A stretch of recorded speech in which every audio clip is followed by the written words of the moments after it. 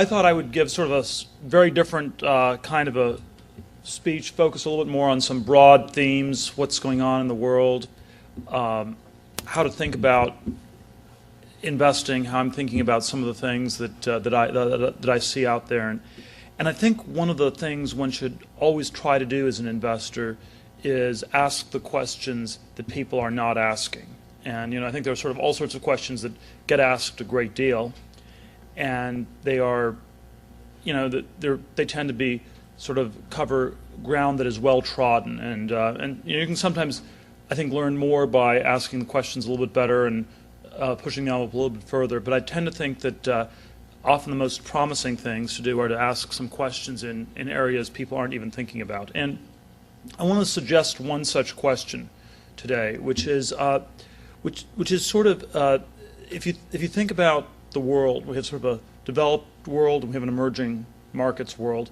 And with respect to emerging markets, people typically ask the question, where will this country be in 20 years? So where will China be? Where will Brazil be? India, Russia, maybe other EM countries. And you generally have a pretty bullish story because they're going to grow a lot more in the next 20 years, and there'll be a lot of development, and there'll be some ups and downs. But you tend to end up with a story that's very positive by focusing on a very long time horizon. With respect to the developed world, U.S., Western Europe, places like that, we tend to ask a question about what's going to happen in the next 6 months. Is the system going to go bankrupt? Is it going to survive? Is the recession going to be a V or a W or a U or an X, whatever letter you like to have? And I think there's something very strange about the fact if you juxtapose these two types of questions, and I want to at least suggest that they point to a question that we're not asking very much, which is, where's the developed world going to be in 20 years? And I want to spend some time thinking about that question today. Now, I think the basic sort of set of outlines would be, well, one answer is the developed world's going to be vastly better off. People will see tremendous income growth, tremendous increases in prosperity, and then there were sort of lesser versions of that, and there are versions that are where things are borderline stagnant for a long period of time. And I think the question that drives whether things are going to be better off or not is fundamentally a question not about leverage or repairing the financial system or about globalization or trade, even though those are good things and probably will help some at the margins. I think the question of whether we'll be better off in 20 years or not basically gets decided by what's happening in science and technology. And if science and technology progress a lot, we'll be a lot better off in 20 years. If they don't, we won't. And sort of all these sort of questions about, is the Fed printing too much money? Do we have runaway inflation? Is the dollar going to collapse? If we have enough growth in science, technology, enough productivity growth, everything will be fine. If we don't, we won't. And so I think the question about where the developed world is going to be in the next 20 years comes down to the question of what's happening in science and technology. And I want to sort of offer, this is sort of my somewhat pessimistic view on things, is that these areas are significantly more broken than people realize. They're not hopelessly broken, but things are not in great shape. And if I sort of had to identify a place where I think there's a real crisis in our society, it is that there's not actually enough innovation happening. Now, as a parenthetical thing, it's extremely hard to figure out what actually is going on. It's something of a black box. But one thing we could say is that all the people who know are incredibly biased. So if you're a university professor working on studying ants in the Amazon, you'll be writing grant applications and saying this is actually critical for developing a breakthrough drug on cancer. You're not going to say this is a silly project where I just want to get some money to study ants in the Amazon. And if you're running a startup company, you will tend to say this is the greatest company in the world. You won't say it's sort of a hit or miss thing, and probably it'll miss. And if you're a venture capitalist, you'll also tend to be quite bullish about all these great opportunities. And so we have this sort of weird dynamic where sitting in New York or in London or in any of these, or DC, people generally don't really think about this question a lot. They don't have a strong view. The people we listen to, however, are uniformly quite bullish and skewed in quite a bullish direction. And it seems to me this is something we should be questioning a lot more than we are. And sort of some of the data points that, in my mind, suggest that not all is as well as it should be, center with facts like venture capital firms have basically made no money for 11 years. They're still in a zone where it doesn't look like there are going to be that many IPOs.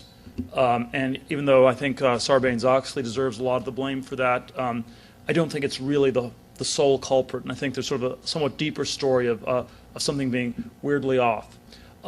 If we were to say that science and technology are the future of the U.S., and you say, well, it's located in Silicon Valley, sort of the naive prediction you'd make is, not knowing anything else about the U.S., is that the single best state in the U.S. to be in at this point is the state of California. And that's obviously not quite the case. And then you ask, why is that? But if there's all this great progress happening, and it's about 2 or 3 districts, congressional districts, are in Silicon Valley.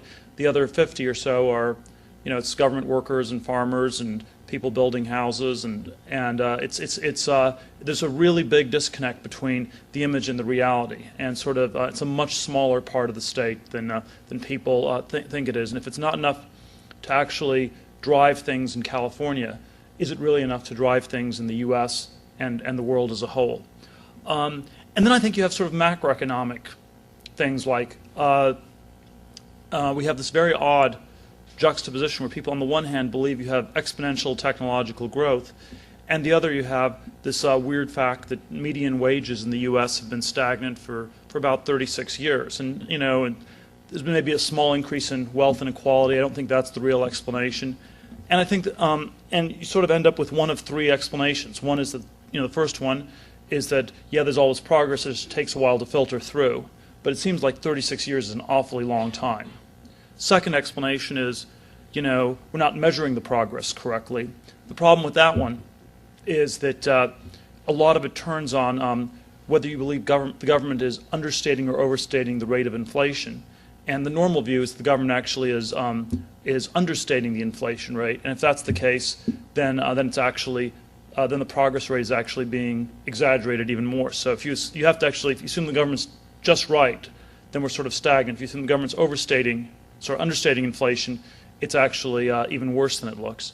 And then the third one is just that somehow, even though there has been innovation in many areas, it's not been enough to offset declining productivity elsewhere, demographic transition, all sorts of other challenges and headwinds that we're running into as a society. And I think sort of one way to sort of capture the contrast culturally is to think about where people in the late 1960s thought the world would be today.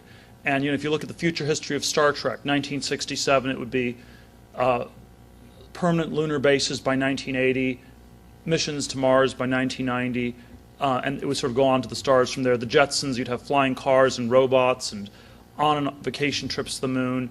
Sort of a somewhat more conventionally, writer wrote a best-selling book in 1968. This French writer Zurban Schreiber wrote a book entitled The American Challenge, sort of talking about where the world would be in the year 2000. And the basic theme was that the United States was this technological civilization. It was accelerating.